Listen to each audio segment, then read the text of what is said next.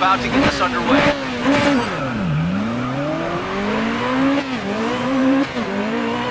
There's a song that was a part of the Breakfast Club back in the day called Don't You Forget About Me by Simple Minds, and that's kind of what was echoing through my mind as I was playing Grid by Codemasters. Well. It really felt like Codemasters was standing up and saying, hey, we make awesome racing experiences too. I know you've been playing your Forzas, and every once in a while you play a Gran Turismo whenever Sony can finish one of those games. But we make awesome racing games too, and we can play in this sort of arcadey simulation zone as well. And so Grid is back, and Grid, I think about 10 years ago, blew my mind. I loved that experience. I thought it was awesome. I was also a big fan of Codemasters rally games like Colin McRae Rally and the Dirt series. Big fan of those games as well. Codemasters has a pedigree with racing experiences. They've done some simulation type stuff with F1 and sort of more detail-oriented racers. But Grid was different. Grid was about, at least the original Grid, was about the operation of a racing team and sort of getting into the whole atmosphere that surrounds professional racing, the attitudes, and there were like extravagant cut sequences, and it was kind of akin to what Forza picked up on with Forza Horizon, creating these festivals around racing. Grid felt like a celebration of the entirety of racing, what it felt like to join a team and to deck out your garage and the whole thing. Grid in 2019 really doesn't deliver on all of that.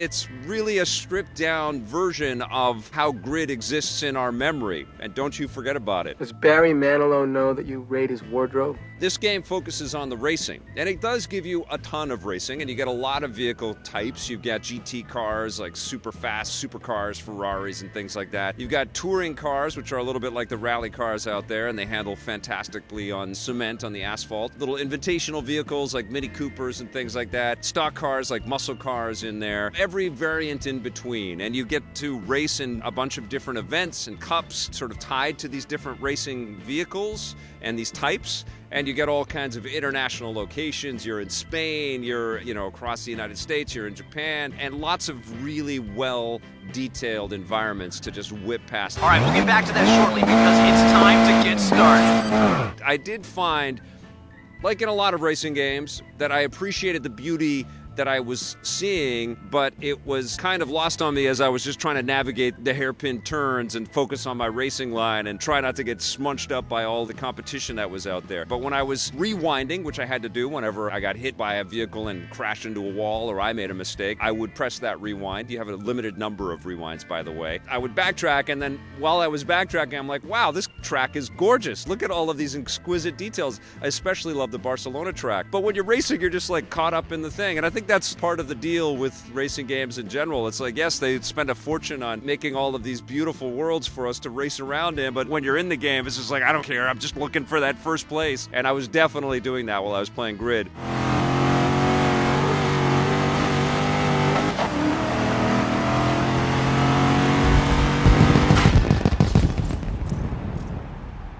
They've added something unique to the AI in this game, kind of a nemesis system. Just stay out of their way. Which I guess is tipping the hat to the Shadow of Mordor games. You can actually make enemies while you're racing around, although all they really do is bump up against you, and it's the most laid-back realization when you have an enemy. You have your chief on the radio just sort of pipe in over your headset and say, well, you shouldn't have done that. You made him really angry. Just stay out of their way. And it just feels so sort of anticlimactic. It's like, well, I thought I just made a huge enemy, a huge nemesis here, but it's like, oh, well, now look what you did. You made that guy angry at you, and a little red icon will appear over a car. You also have a little green icon that will appear over a teammate, and you can actually, during a race, ask them to go and attack other vehicles. You've got a couple of different options in there, but you don't really see it. It's not like, a split second, like the camera pulls off of your car and zooms over to your ally car to see what they do, or burnout or something like that. It's not, you just kind of trust that something is happening with your team. That's it. You know, you don't really kind of build up any camaraderie. You're not building up a garage. You're not building up, a legacy or anything like that. You're just winning accolades. You're winning the races, and you're able to customize your sort of profile icons, create a new banner for yourself, and customize where the accolades go on that banner. That's about it. All you're really doing in this game is racing, making some money, spending some money on the repairs that you've done on your car, because it's impossible to squeak through some of these really tiny, tight streets and not have scratches on the paint, at least. I had a lot more than that in my races. Then you're just buying new cars so that you can access new levels of challenge, and you progress and progress and start knocking off all the showdowns, and then you're accessing new cups and stuff.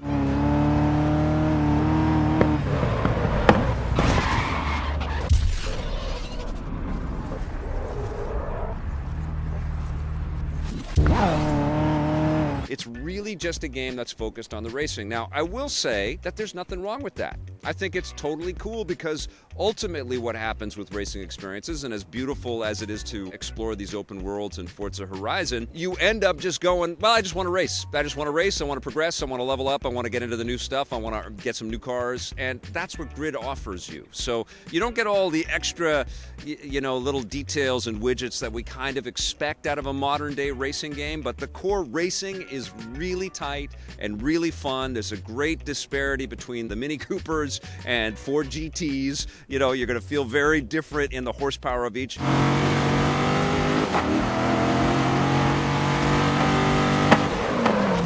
The Codemasters games really understand the physics and the weight of the racing experience. It feels tactile. It feels like my wheels are on the asphalt, and it feels like there's friction or a lack of friction if I've got too much engine horsepower and my back is spinning out and I can't keep my light car on the road.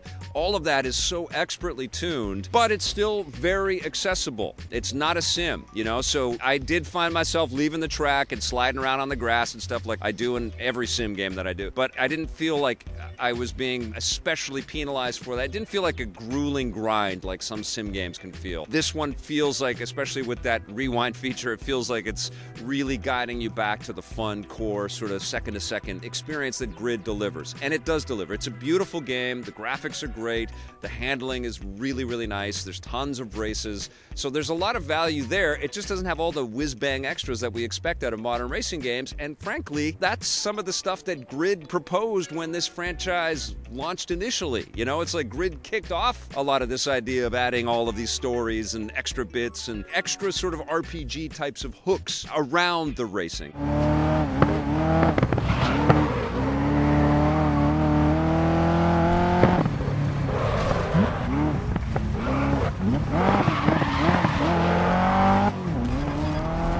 I think you have to be careful now. You might have pushed them too far.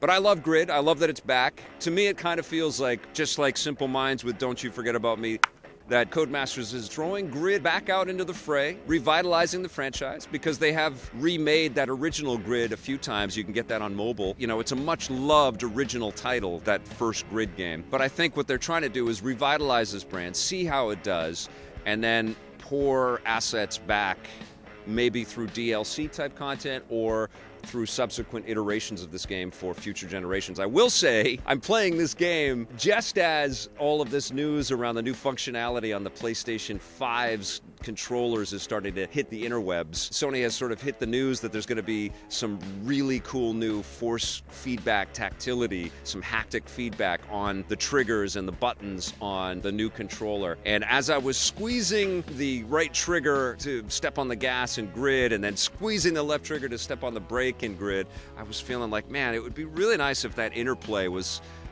just a little bit more analog. Just felt like I was getting some pushback from these triggers, and I feel like that's what we're going to get with next gen, and racing games are going to be so sick in the future. And honestly, I dig Grid so much that I hope it will not be forgotten, and it will be an ingredient. I hope that Grid endures and sustains, and we have more in this franchise.